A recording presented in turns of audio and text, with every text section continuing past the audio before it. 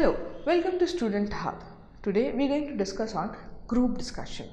Group discussion plays a very vital role in your interview skills. The first being the jam, now you would be forwarded to the second round of interview, that is group discussion. A group usually have either 4 to 10 people. You might be lucky enough if you get 10 people because that would create a long group, a group which is very comfortable with, a group which will help you in all your group discussions. So, why do you need to have a group discussion, or why do you think that a group discussion is important or mandatory in an interview? Group discussions are usually there to judge or to assess on your skills of leadership, time management, people management, your tones, your pitch, on how well you are able to communicate with the other members, how well are you able to understand them. These are some of the things which will actually impress your interviewer. You might even want to be the person in charge. You might want to showcase your skills with this. This is the right time for you. You might want to talk to your people around, talk to your colleagues, talk to your group members, and come to a common conclusion which might either be against the topic given or for the topic given. There are many a times then wherein you will have clashes. Your ideas will not match with each other. Maybe your thinking is really different from what they think. Maybe you are actually validating your point, but that is not important at all. The only thing that is important in the group discussion is on how everyone together comes to a common conclusion. So, there are a few do's and there are a few don'ts that you need to keep in mind while you are in your group discussion. First, do is that you need to understand what people are actually trying to convey. You need to understand their point of view. You might be correct in your sense, but they are not wrong in their sense either. You will all have to listen to each other. You need to be a good listener. You need to practice listening. You need to understand the perspective, the point of view, the actual agenda behind saying the point. So, the first thing, the first do that you have to do is understand what the person is trying to convey. So that leads us to the second do of the interview, that is understanding people's perspective. You need to give them a chance. You need to understand what exactly is their point of view. Why are they giving you this idea? What is the intention behind them sharing this idea to the group? Which leads us to the third do, that is validate your idea with an example. Whatever example, whatever idea that you want to convey, that you want to present it to the interviewer, make sure that you have a very strong example attached to it. You might even say that my idea is very strong because I know that this is a fact and this is the truth, but an example always gives that extra edge to the idea that you want to present. Remember that the interviewer or the employer is much smarter than you actually think. He might or she might even scrap your idea off because there is no proper example attached to it. So whatever idea that you are trying to convey, make sure that there is a strong example attached to it. That comes to the fourth do, that is let everyone speak. Everyone has to speak when presenting it to the interviewer. You need to give everyone an example about themselves. Maybe you might even want to take a personal example of someone. Make sure that you are taking a prior permission from that person before you present it to the interviewer. You need to let everyone in the group convey at least one idea to the presenter. They need to be coming up in front of everyone and speak. That leads us to the fifth do, that is come to a common conclusion. It is not necessary that everyone in the group might come to the same conclusion. There might be people who would say, no, this is not right. No, this is not how it's supposed to be done. No, this is not how we are going to end it. You need to let everyone come to a common conclusion first. You need to all speak either in favor of the topic or maybe against the topic. That the group has to decide before you start presenting it to the interviewer or to the employer. That leads us to all the don'ts that you have to avoid. There are a set of don'ts which will actually help you if you take it up seriously to avoid all the errors that you might face up. The first don't that you have to avoid is you don't need to be negative.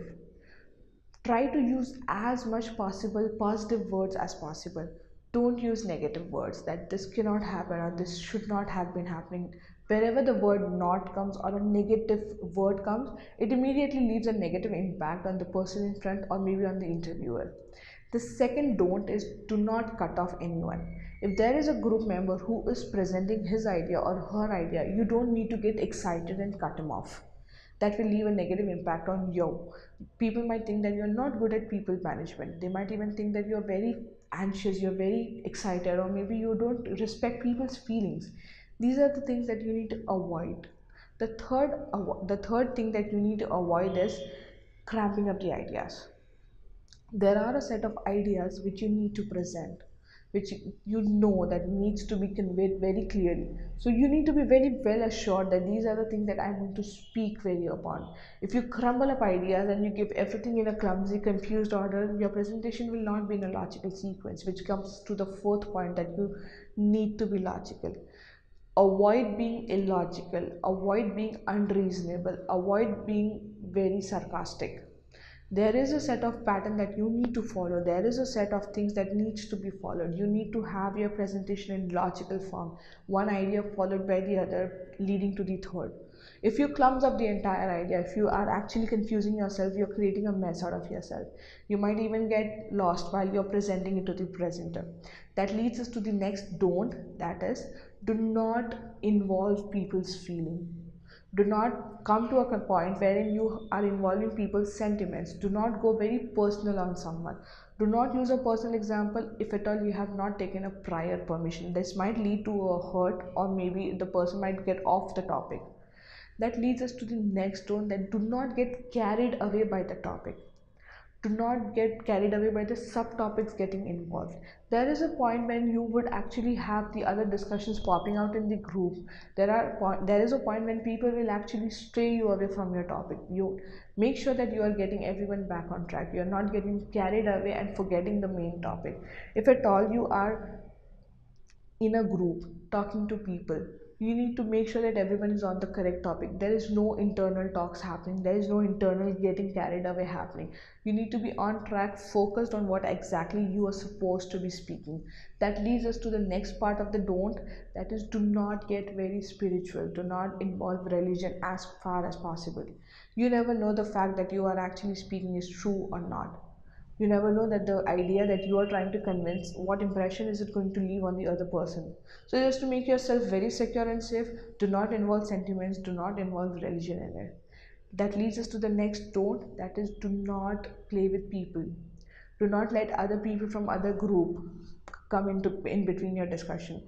Do not let other people come and give you some ideas. Do not let them come in the between and get carried away with them. So these are some of the do's and some of the don'ts that you're supposed to be following in a group discussion. If at all you've been given a deadline that you need to finish your group discussion in 5 minutes, or maybe you're supposed to complete the discussion of the entire group and come to a common conclusion in 10 minutes, you need to stick to the time limit. These will actually show your skills to the interviewer. The other thing that you need to keep in mind is your tone, your pitch, and your volume. It is okay if you can raise your volume, but your volume should not be very scary. It should not be a very diplomatic one. It should not be a very dominating one. Maybe the idea that you are expressing is clear, it is good, it is valid. You can raise your volume, you can go one pitch higher than what you are speaking, but do not make it very dominating, that no, it is me who's correct and you have to listen to me. That leads to your tone. So when you are speaking very softly. You have to speak very softly to the other group mates that you have. You cannot just barge in with your comments. You cannot just raise your tone wherever it is possible. You cannot change your tones at a given time. You need to maintain one calm tone in which people can actually feel happy, they feel comfortable sharing things with you. That leads to your pitch. Now, when it comes to pitch, it is okay if you can raise your pitch a little more to convey your idea strongly.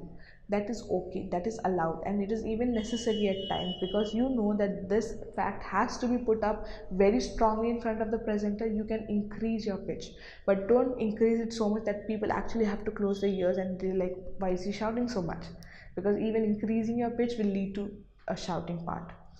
Next, you need to be very considerate when you're speaking. You need to be very logical. You need to be very clear in what exactly you want to convey. Maybe you have five ideas of the same topic. Maybe you have five sentences of the same idea that you want to speak, but you need to be very clear on what you want to convey. You need to be very strong in your convenience. You need to have a very logical discussion with valid examples.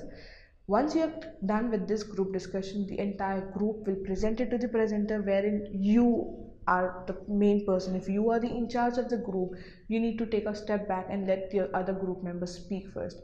You need to let them convey their ideas first. There might be arguments which might pop up, there might be a lot of things which you may not come upon together, but you as a responsible person needs to make sure that the entire group comes on the same track and then executes the same ideas.